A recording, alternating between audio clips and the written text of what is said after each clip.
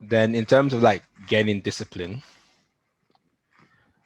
so again, when it comes to you need to do, probably won't have enough time in this evening to do it, but you need to kind of like reset, kind of like both in terms of how you spend your time, what's important to you, define why they're important to you, and what you want to achieve. And Sorry. Before you continue, I just want to copy this link. 2 seconds. Sorry. sorry. The link is in the. I Okay, I said before you continue talking. Yeah, I just wanted to copy that. cool. Okay, now you can say. Go on. Yeah, so obviously we probably won't have enough time in this one, but basically, if you before you to get the discipline back, it's about taking yourself, on, let's say, on a little journey from 0 to 15, then from 15 to 23, 23 to 37, like, not hitting yourself from, okay, I'm going to wake up tomorrow and kid's gonna be disciplined. No, no, no, it doesn't work that way. It doesn't work that way. Yeah, So, of course. so one of the first things I'll tell you in terms of reading, your aim should be to read once a day, at Mm-hmm. least one page a day. That's all you need to do. Take that as your Mm-hmm. goal. Tell yourself the overachiever inside, tell that person to chill. All you need to do is one page a day. Okay. Because I know as you're telling you now in your Okay. head, you're saying, okay, I can make it two. No, no, no. Just one page. Even though I explained it before, One page. just One one page. page. That's the goal. If you do Yeah. more, One page. then pat yourself on the back. You've done well. But Yeah. if you don't do it, then you know that you're flopping. Because when life gets, this is the thing. People just take that one page so easily, but when life gets busy, that's when you really be testing yourself. One page every day. Uh-huh. That's how you develop the habit. One, two.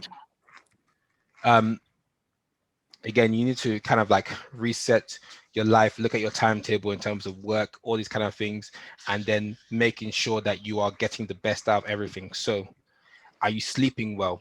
And when I say sleep well, not that you're getting 8 hours, but you're getting a consistent 8 hours at a decent time.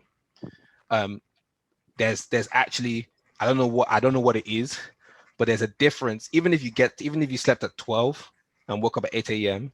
and slept at 10 and woke up at 6 a.m., there's a big difference in the quality of sleep you have from the earlier you sleep. Even somebody who slept at 9 and woke up at 3, only had 6 hours, probably had a better quality of sleep than somebody who slept at 11 and woke up at 7.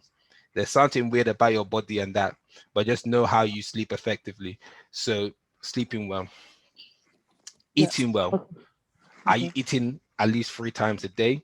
Are you eating Yeah. because you need to, not because you want to eat? A lot of people is like, I don't feel the urge to eat. Your body, especially breakfast, is the most important meal of the day. Why? Because even if some people don't, some people their last meal is at 6, 7 p.m. Yeah. So that Okay. means gone. So I don't have any issues with food whatsoever. I think I even overeat. Mm-hmm. Um, I eat 5 meals a day. Okay. Yeah. I mean, that's excluding snacks. I feel like Okay. what I need to do is even reduce the eating. But yeah, go on. Look, the amount you eat in terms of quantity is not the problem. The whole thing about it is, do you use the calories coming? Like me personally, I've never had a diet, but I typically use probably even more calories than I have even coming in. So even if I have a mountain, didn't do, it's not showing up because it's all about calorie in out. How much do you use? How active are you? Are etc. If you Yeah. see these strong men, these guys who are doing, if you see what they're eating, it's making me sick anyway. They're just eating, eating, eating. Yeah, it's like chill. So in terms of, but just Yeah, as, so gone. I used to use the calories when I actively worked, but now I work from home Yeah. remotely, so none of the calories are being used. So then now you need to see how you, what's it called, get active. So every kind of like Yeah. hour and a half, you need to get up from your desk and move around for a little bit, get your blood moving, because again, this is about overall health. If people think, okay, I'm just at home, a lot of us develop back problems because of just being in office for a long time. So get up, stretch your legs. I have an alarm every 2 hours to remind me to drink water, because I can be so busy I forget to drink water. So how hydrated are you staying? Are you drinking water? Again, drink water spread out through the No. day as opposed to at one point in time. Food, is it balanced? X, Y, Z. And then how are you incorporating breaks? And then now how are you most effective? Like, how are you most productive? So you've figured out your sleep, you figured out your eat, you figured out your water, you know, the snacks and whatever, balanced diet, whatnot. But how are you most productive? So are you somebody that likes to procrastinate? Are you somebody that if you're doing something for too long, then you're going to wander off? You know, kind of account for those things. And kind of like, you know, for me, I tell people schedule in procrastination. You know, I do something called like the 25-minute rule for myself, whereby if I have a task, you know, I'll tell people if I go to university to revise, out of 8 hours revision, I only revised 4 hours, but the 4 hours was quality. So I know that if I'm going to go there for 8 hours, I'm going to have some breaks. I'm going to walk around, talk to people. I'm going to look at YouTube. I'm going to be singing Hakuna Matata, like Disney's going to be there somehow. Disney's been motivated my revision for a long time. See, Mulan, I'll make a man out of you. Listen, so I know that's going to happen. So I really schedule it in. I know those 4 hours, but you know, if I did 8 hours, I know those 4 hours are quality.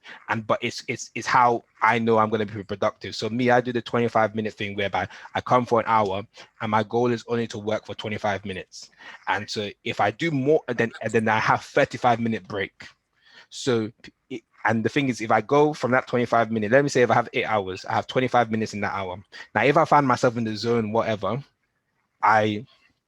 and I pass 25 minutes. Anytime I go over that 25 minutes, I'm eating into my break. If there's 10 minutes left, I've got 10 minutes break. And then if I miss that break, I go into the second hour and then I either go into my next task or I continue. And so that works for me, that I always have the time for break. So my brain is kind of anticipating it, because sometimes my brain forces me to take a break or wants to procrastinate because it's like, fam, we've been doing this for too long. So know how you're productive and then kind of make that into the timetable of what you're doing in terms of your life. So how you timetable friends and all those kind of things. And that's where you kind of find out where you timetable in reading, whether that be reading books separate to reading the Bible. Then there's things you can do to set your day completely right. So do you wake up early or do you wake up late? Early. Cool. Beautiful. So before you go to bed in the night, there's two things I want you to do. I want you to set out the clothes for your activities the next day. So if you're going to go jogging or running or any exercise, set them out, put the mats next to it. Yeah, I did that. Yeah. And then set out your clothes for work. Cool. So you're already doing that. So you're already doing better than a lot of people. The second thing is to write your to-do list for the next day. Yeah. And that's why I stopped doing that. That's where things started going left. So when you have your to-do list for the next day, the interesting thing about how you go to bed is very interesting on how it sets you up for the next day, because people wake up and they're like, okay, what am I going to do today? Blah, blah, blah. Now you've woken up, you don't have to waste that morning mental energy of like, what am I going to do today? You know, me, when I used to jog every day from sixth form to about uni, my clothes or what I was going to jog was always just there ready. So immediately I'd wake up, I'd literally, honestly, muscle memory, push myself out of bed, boxer, you know, it's just there, shorts there, shoes, boom, sleep still in my eye. I'm walking downstairs because my brain is already like, listen, we already know what the mission was. We went to bed ready, like we woke up ready for war. And so having your things there, good. Having your to-do list, knowing that what you want to do the next day, good. Then then before you go to bed, then again, it depends how you want to set up your day and how you fit, like either reading around that time or reading in the morning. You know, maybe you want to choose reading the Bible in the night, read the book in the morning, or read the book in the night, or read the book, or do both. 1 page of the Bible, 1 page of the book before you go to bed, because you want to kind of dissociate from your phone a bit before you get to bed, so you can start reading. And that's a good way to kind of tune out. You can feed your brain a little bit and you've just read your 1 page. And then that's what you're aiming for. If you get better interested, cool. And then just aim to go to bed at the same time every day and drink as much water as you can possibly drink. Spread it out, not as much as you can possibly drink because you'll be peeing a lot, but drink a lot of water consistently over the day. Because staying hydrated, staying motivated, and then just exercise a bit more.